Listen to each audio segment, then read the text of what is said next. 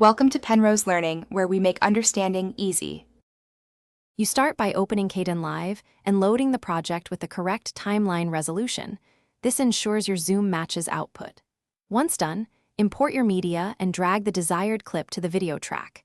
Make sure the clip is selected so you can access the effects stack. Now add the transform or pan and zoom effect as your first actionable step. This begins the non-destructive zoom workflow and preserves your original frame for preview and undo. You animate the zoom by adding keyframes where you want motion to begin and end. Position the playhead and click Add Keyframe.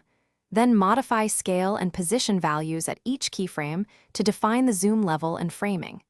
Make sure to adjust the anchor point if you need a focal shift rather than a center zoom. Use easing curves for natural acceleration and deceleration.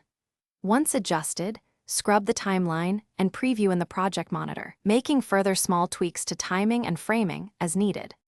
You finalize by rendering the sequence with settings that match your project resolution and desired bitrate so the zoom remains crisp. If the zoom looks jittery, make sure interpolation is enabled on keyframes and consider widening keyframe spacing for smoother motion. This reduces sudden changes. If Kdenlive is slow while adjusting zooms, switch to proxy clips to speed up editing without affecting final quality. Finally, check the rendered file and re-export with adjusted settings if you spot scale.